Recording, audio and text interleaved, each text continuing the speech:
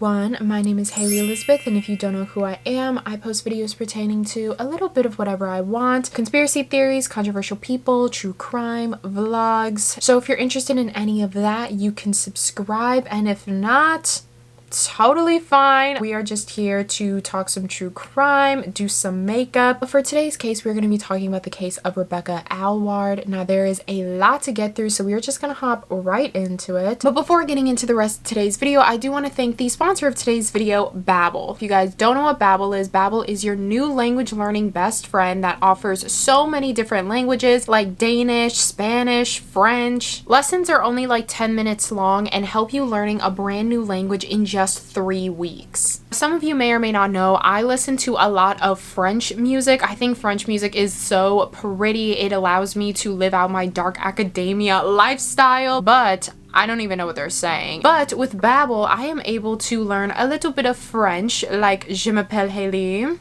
bonsoir. It's not the way we do.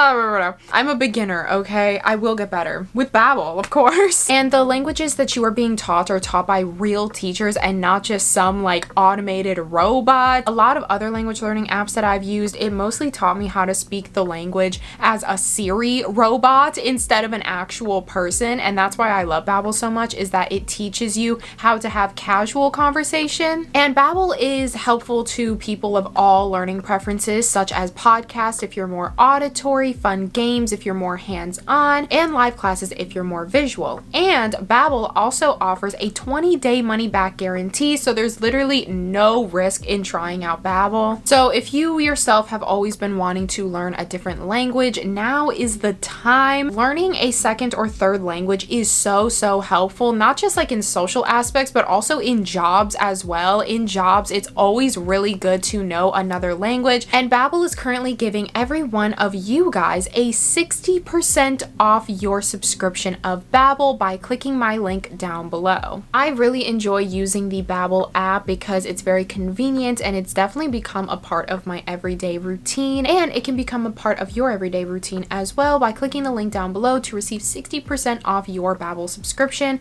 And once again, thank you to BABBEL for sponsoring today's video. Now back to your video. I also want to mention I do have a band-aid on my finger. It's because I was cutting tomatoes yesterday and I accidentally cut my finger in the process.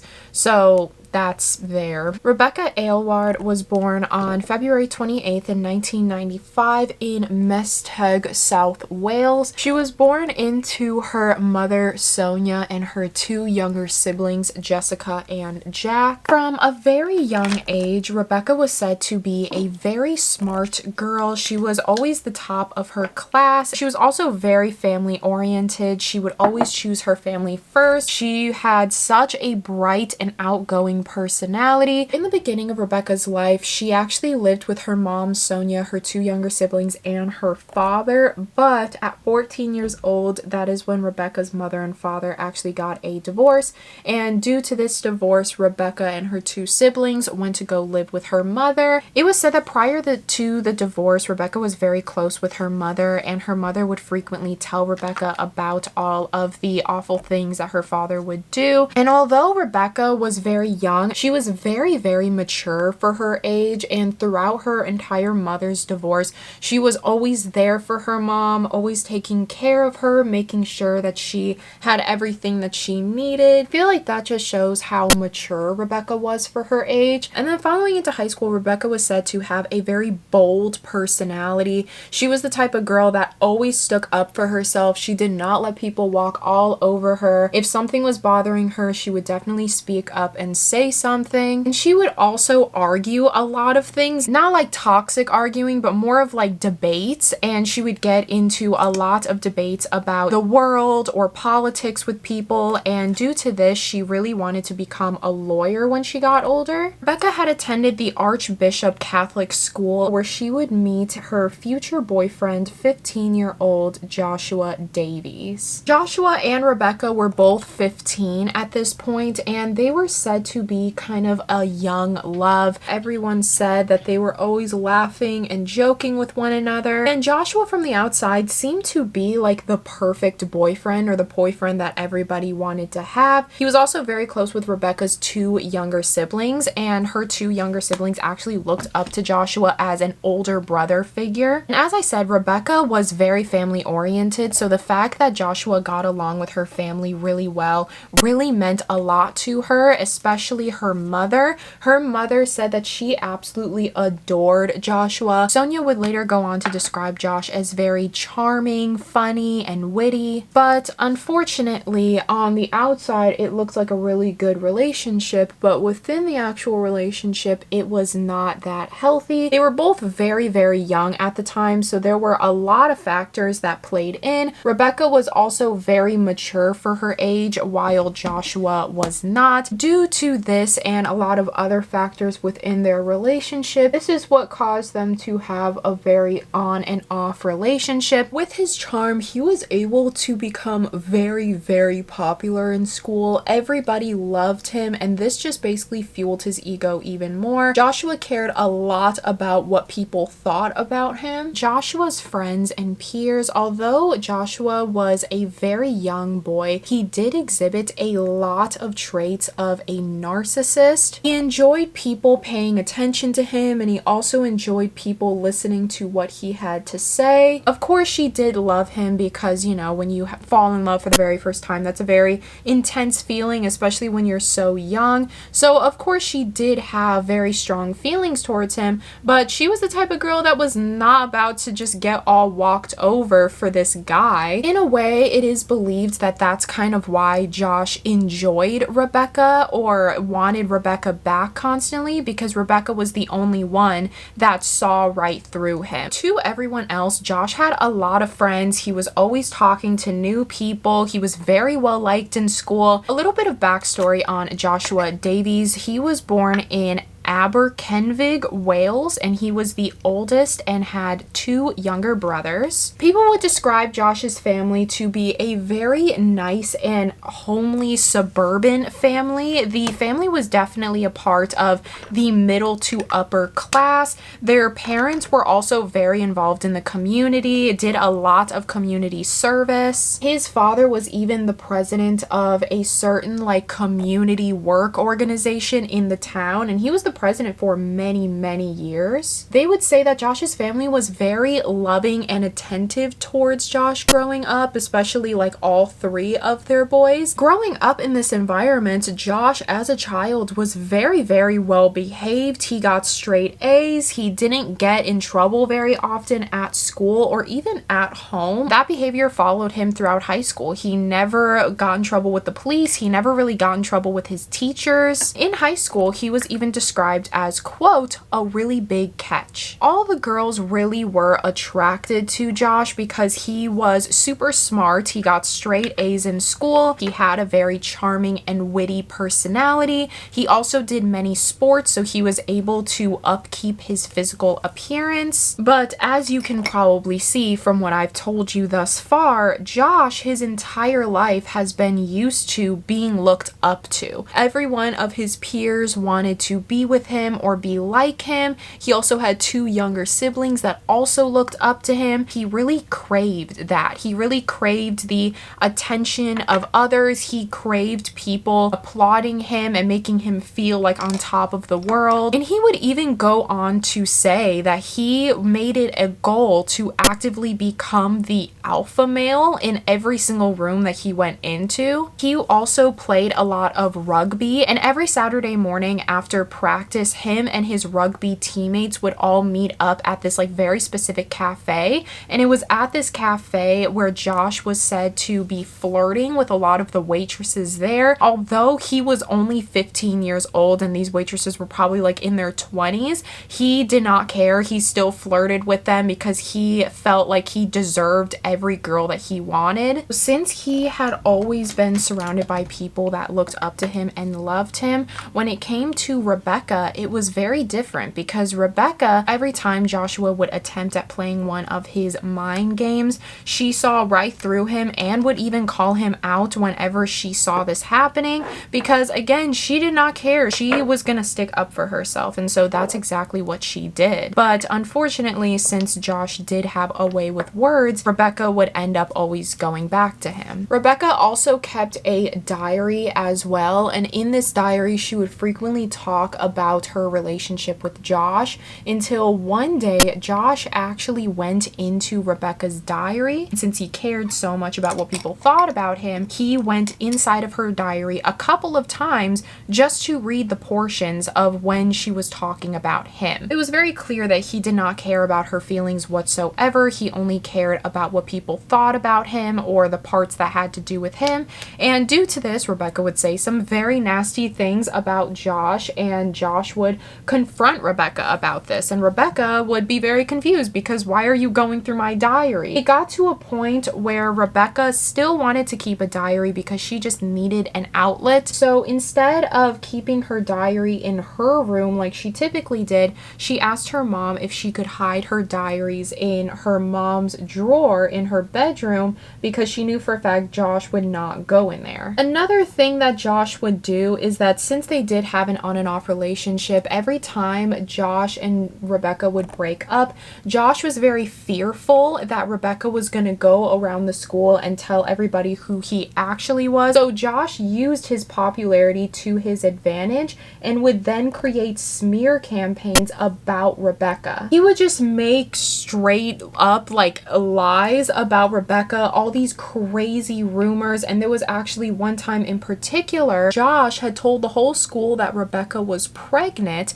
and he told Rebecca that if anybody asked her if she was pregnant, to say yes, that she was pregnant. Even though she wasn't pregnant, Josh just didn't want Rebecca saying the truth and making Josh look like a liar, so he manipulated Rebecca into telling the whole school that she was pregnant, even though she was not pregnant. In January of 2010, at this point, Rebecca and Josh were together. They decided to have a weekend together at her house. This was said to be like the most perfect weekend ever. Rebecca even wrote about it in her diary. She said that the entire weekend Josh was very lovey towards her. He was openly affectionate towards her. He was constantly playing with her younger siblings and laughing with her mother. And again, Rebecca is very family oriented, so seeing someone that she loved get along and care about her family really meant a lot to her. At one point, Josh even let Rebecca paint his nails, and Josh had even told Rebecca multiple times that this was the most perfect weekend that he has ever had, and that she was so perfect and everything that he wanted in a girl. After that weekend, on Monday when he went back home, that night Josh just randomly breaks up with Rebecca and says that he doesn't want to be in this relationship anymore. This really confused Rebecca, because at the whole entire weekend he was literally saying like how much he loved her and how perfect this weekend was and how perfect she was, even though he had told her so many times how much he cared about her, until Rebecca again saw right through his games. She knew that Josh was essentially just love bombing her, meaning that he was giving her all of this love and attention and basically building her up and up and up. So she's kind of at this like peak high vibration. She's like on the clouds, and then all of a sudden when Josh breaks up with her, she immediately downfalls extremely hard. Or so Josh had hoped. Rebecca saw right through this, and she was like, okay, clearly he didn't mean anything that he said that weekend.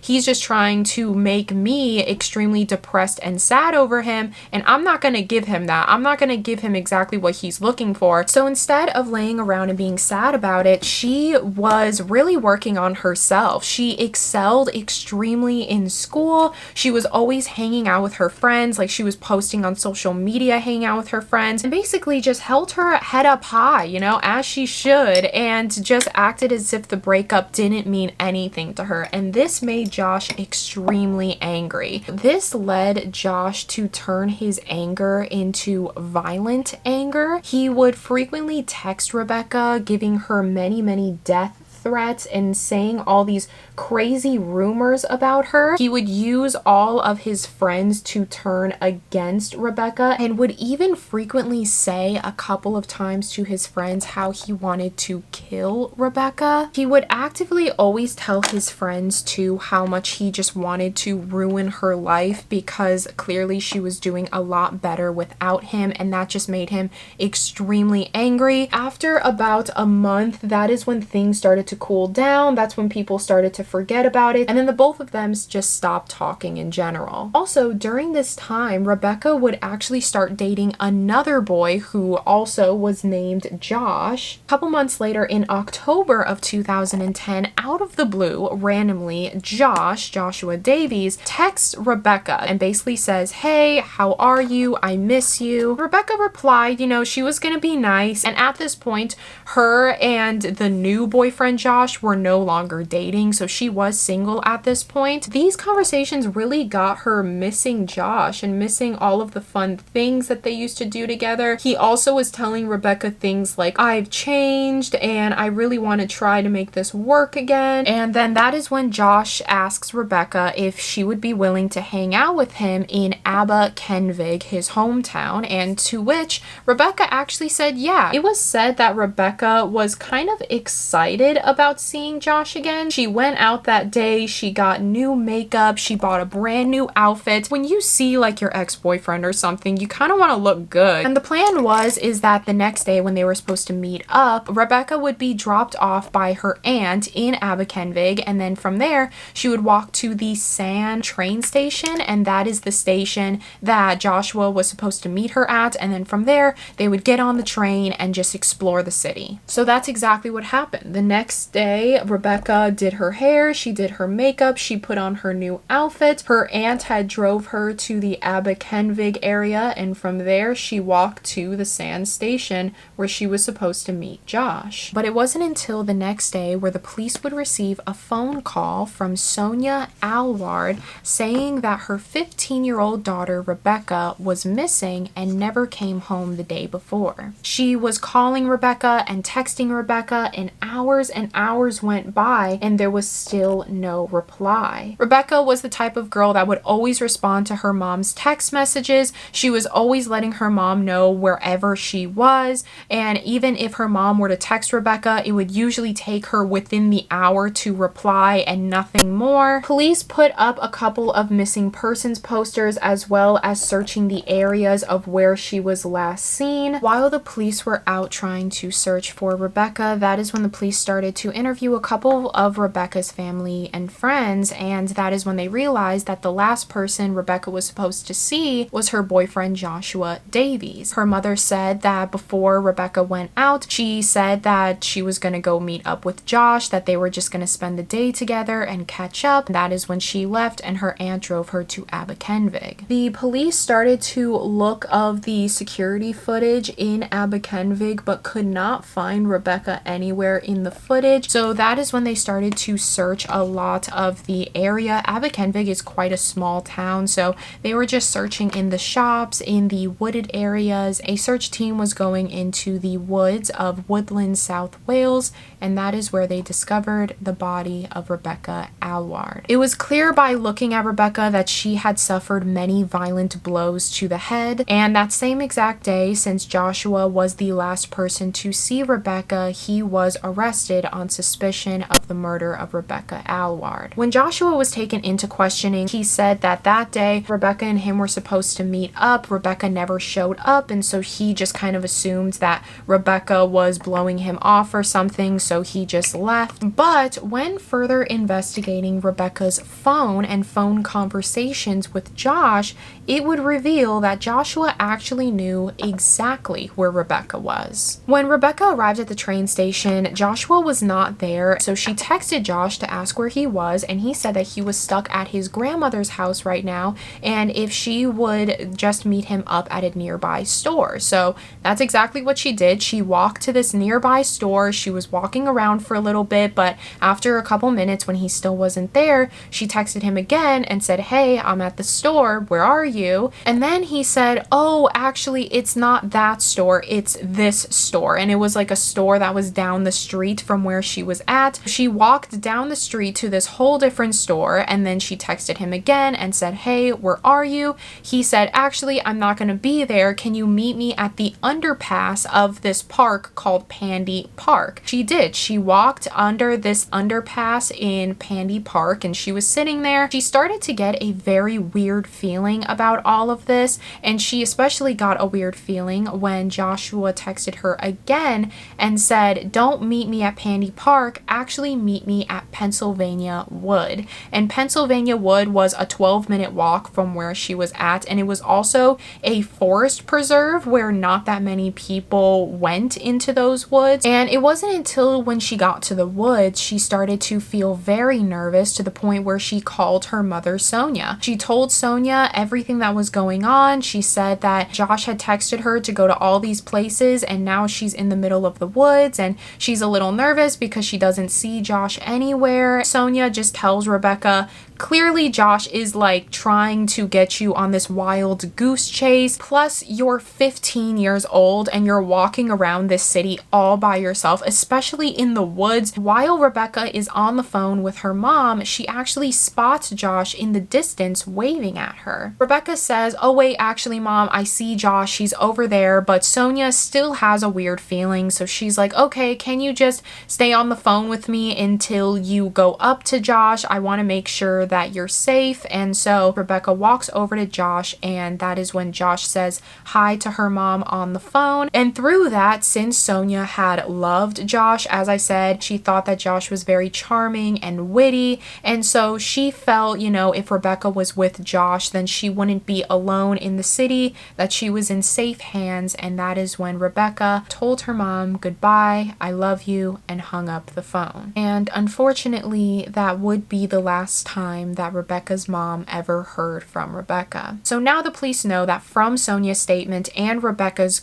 phone call logs, they need to figure out what happened between the time that she hung up the phone with her mom and when her body was found. The autopsy report showed strangulation marks on her neck, as well as multiple violent blows to the head. They're assuming with a rock, because nearby Rebecca's body there was a rock with dried blood on it. So they're assuming that whoever committed this crime most likely tried to strangle Rebecca first, but then realized they couldn't, and then resorted to hitting her over the head with a rock. Although Josh was their main suspect, Josh was not their only suspect. There was also a suspect of Josh's friend, and the only reason Josh's friend was suspected was due to a phone conversation that Rebecca and this friend had had the day before. That boy was later cleared. Due to this, they started interviewing other friends as well. It was very confusing because every time they would interview some of Josh's friends, all of them would say what an incredible friend Josh was. He was very funny, he was charming, he was athletic, he was everybody's best friend essentially. But when they interviewed Rebecca's friends, they would say the complete opposite. They would say that Josh was very toxic, he was abusive, he was very manipulative to Rebecca. The police also found out about all of the rumors that Joshua attempted at starting against Rebecca. They also find out that Josh was sending many death threats towards Rebecca, including lots of cyberbullying. And it wasn't until one of Josh's friends had come forward voluntarily to the police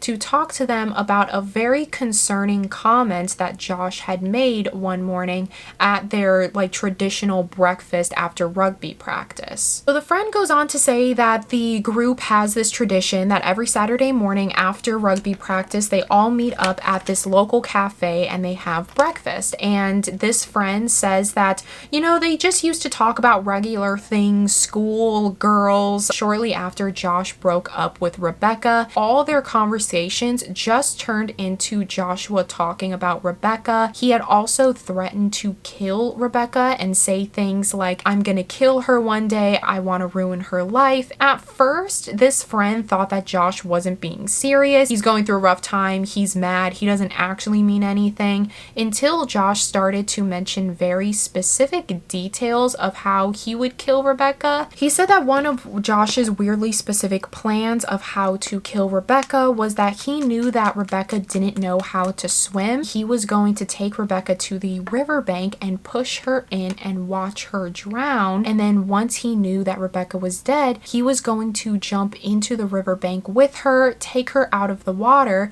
so when the police showed up, it looked like he was the one that was trying to save her and everybody would see him as a hero and not a murderer. Another plan that he had was to poison Rebecca by using two specific poisonous plants called foxglove and deadly nightshade, and this oddly lined up with what they found at Joshua's grandparents' house. Josh had a bedroom at his grandparents' house, and at his grandparents' house, when the police were searching it, they found in Joshua's room he was in possession of two poisonous plants, deadly nightshade and foxglove, the same exact plants that this friend was telling the police. So that's how the police knew that this friend was telling the truth, because they hadn't told anyone what they had found in Joshua's room at his grandparents' house. Josh, when he was asked about this, said that it was for a biology project. It was even further speculated that Joshua actually did attempt at poisoning Rebecca, but it was unsuccessful,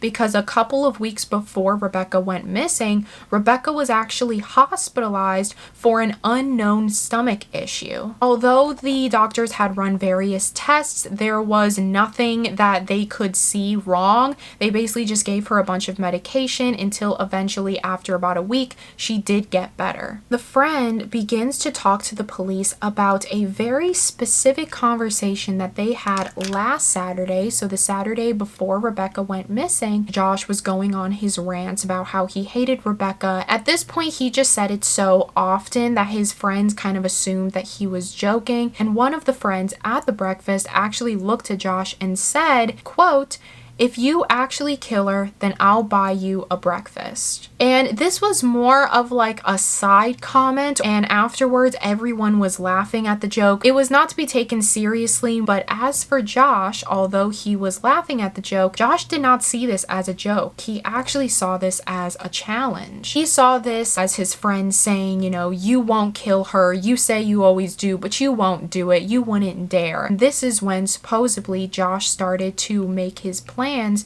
to actually kill Rebecca. Although when Rebecca and Josh were split up, on the outside, Rebecca seemed like she was doing well. She was excelling in school, she was hanging out with her friends, and she acted like it didn't affect her, but in her journal and also when opening up to a lot of her best friends, they would say that it really did affect Rebecca. She just didn't want Josh to see that. Josh was saying things like, I've changed, I'm a new person, and so it was said that Rebecca kind of saw this meetup as a way to rekindle their friendship or their relationship, but in Josh's mind, he knew since the very beginning of the meetup that he was going to kill Rebecca because of the comment that his friend had made. He saw that comment as a challenge, that Josh wasn't capable of doing anything like that, and since Josh showed a lot of narcissistic traits, he believed that, you know, if I do this, then I'm going to gain credibility and people are going to know that I'm a man of my word, on the promise and comment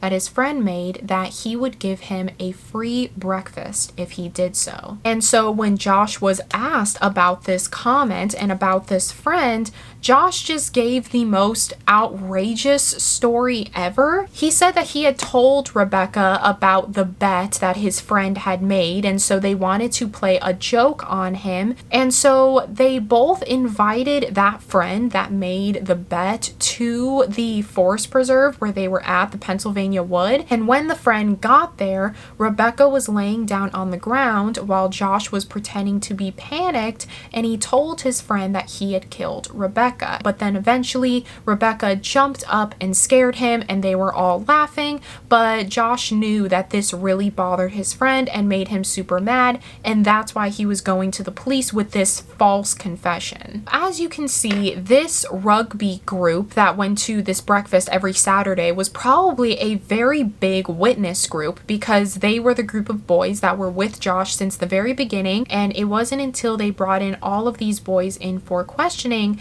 that the police would get their biggest lead yet, and that was a witness to the crime. Shortly after Rebecca had hung up the phone with her mother, that is when Rebecca and Josh just started talking, and they started walking on this path in the middle of the woods, and he saw this riverbank, and what he was planning on doing is strangling Rebecca and throwing her into the lake. But once he realized that he couldn't strangle her, that is when he took a nearby rock and started hitting her over the head until she eventually passed away. Now, after this had happened, Josh, clearly having no remorse for what he just did, he instead calls his friend, the friend that made the bet, and said to him, quote, "I have something to show you." The friend that made the bet also was accompanied by another friend in the group, and they both went up to this hill that Josh told him to meet him at. But one of the boys, not the one that made the bet, the other friend, actually had a broken leg at the time, so he couldn't go up the hill. So the friend was like, "Oh, well, you just go up there and see what he's talking about. I have to stay down here." So the friend that made the bet then walked up the hill to meet up with Josh. With the position that Rebecca was laying in, she actually had her hood over her head, and so that is when Josh had told this friend, remove her hood. The friend did so because he was thinking, okay, I'm gonna remove her hood, she's gonna, yell, and we're gonna laugh, and it's all gonna be a joke. And then when he removed her hood, that is when Rebecca's head turned, and the boy found that Rebecca was indeed dead. The friend said that he hadn't gone to the police yet because he was in such fear and shock over what he was seeing. He expected this to be a joke, and that same exact day, Josh was arrested and charged with first-degree murder. On June 20th of 2011, that is when Joshua's trial began. A lot of the media actually was keeping up with this trial and even gave Josh the name the Breakfast Bet Killer. And so at his trial, there were a bunch of media outlets, news outlets, and to this, Josh was seen laughing and smiling the whole way in. He actually quite enjoyed the attention of the media and people taking pictures of him. He definitely did not have the demeanor or remorse of a 15-year-old boy that murdered his 15-year-old girlfriend because he wanted a free breakfast. It was said by many of the journalists there that while they were showing the crime scene photos of Rebecca's body, Josh was just smiling the entire time and looking around as if someone was going to give him praise for what he did. And there were many points in the trial where they were talking about Rebecca, including the times where Rebecca's family went forward to talk about Rebecca and talk about the crime. He looked like he was bored, he was emotionless, he was yawning and looking around, but the only time that he really showed interest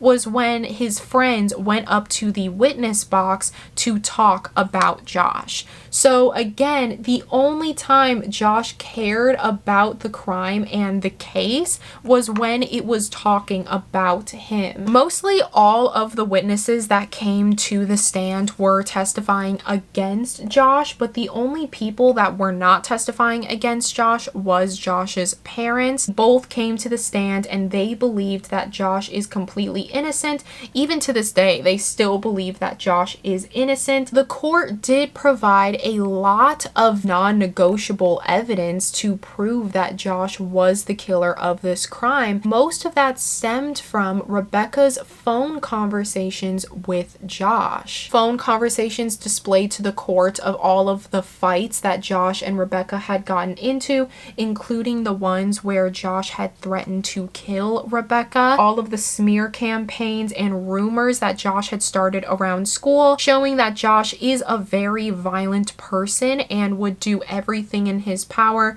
to upkeep his perfect reputation. And the most concerning of text message threads was made after the time of death of Rebecca, and it was a phone conversation between Josh and his friend that he made the bet with. And also a little side note, if you're wondering why I keep on saying Josh's friend or Josh's friend that he made the bet with, since all of these kids, including all of the witnesses, were minors at the time, throughout all of the official court documents, all of their names were redacted for privacy of the minor. So that's why I keep on saying that. But the text message conversation went like this. Josh said, quote, "What would you do if I actually kill her?" The friend said, "Oh, I'd buy you a breakfast, mate."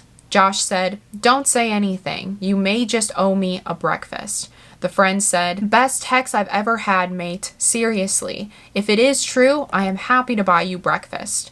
Josh said, "I hope then it'll be done and dusted." Friend said, "I want all the details, smiley face." Josh said, "Large breakfast with extras of everything." Friend said, "Sick, sick boy." And it was believed that the friend possibly started to get a little anxious about what Josh meant, because 10 minutes later he sends another text message to Josh saying, quote, "Are you still with Becca?" And to this, Josh replies with, quote, "Define with." As you can see from those text messages as well, Josh clearly has no remorse or understanding of what he had just done, because even while Rebecca's body is right in front of him, he is still continuing to make jokes and act as if this isn't that big of a deal. And again, Josh was a 15-year-old boy. Like, he was a child basically. And the fact that he had this sort of response to murdering someone was very, very scary. Another very scary thing that proved this crime was indeed premeditated. Remember earlier when I said that while the police were trying to search for Rebecca, they were looking at all of the security camera footage, but they could not find Rebecca anywhere on the security footage, and that was because with the routes that Rebecca took from this store to that store, it was a very specific route that had no security cameras. So it was shown that Josh took Rebecca to these specific places because the only way to get to Pennsylvania Wood without being captured on security footage was by taking this route. At one point in the route, Rebecca was actually in front of her old boyfriend Josh's house, and the reason why he took her to his house just to stand outside was because he was going to kill her there. And then when people asked where she last was and they say with Josh, it would look like they were talking about her ex-boyfriend Josh and not Joshua Davies. But for some reason that plan didn't work out. I'm assuming because you can't really kill someone in the middle of the street. It was a very busy street that he lived on. The defense team for Josh tried to argue that it was actually Josh's friend, the one that he made the bet with. It was actually his idea to kill Rebecca, as well as his DNA being found on Rebecca's hood. But when he went up to the stand and said his statement, he said the only reason his DNA was found on Rebecca's hood was because Joshua told him to remove Rebecca's hood. In reality, Josh told his friend to touch the hood so that his DNA would be on Rebecca's hood and he could possibly pin this crime onto him. As far as what happened to Josh after the murder, so the two friends basically just went home after that. They didn't tell their parents, they didn't tell their families, mostly because they were scared of Josh. they were scared that if they went to the police, who's to say that Josh wouldn't kill them as well. That night, the two friends just went home, and then Joshua went back to his grandmother's house, to which he had invited a friend over to watch a movie with him, and it was said that this movie was a very violent and gory action movie. That night, he's with his friend, he's watching a movie, and that is when he receives a phone call from Rebecca's mother, Sonia. So he picks up, and Sonia explains to Josh, did Rebecca ever like go home with you? I'm just concerned because she's not answering any of my text messages. And that's when Joshua had said to Sonia, no, I actually don't know where Rebecca is at. Shortly after we hung out this afternoon, she just went home, or she said she was going home. I haven't seen her talk to her since. And so Sonia is obviously very panicked, and for some reason, Josh, after he gets off the phone call with Sonia, he starts to text Rebecca, and he started to say things such as, quote, "Where are you? Please come home. Everyone is worried about you. Just please come home." And it's very odd that he would text these things to Rebecca, considering that the text messages right above that is him telling Rebecca exactly where to go and what shops to stop at, leading her to Pennsylvania Wood, where she was later found dead. He knows in his head that Rebecca is dead, and he knows that Rebecca's phone is with Rebecca. And so the fact that he was still texting Rebecca is just so odd. And on Facebook the very next day, the mother Sonia actually put out a missing persons poster in hopes of getting any sort of leads. And on this Facebook post,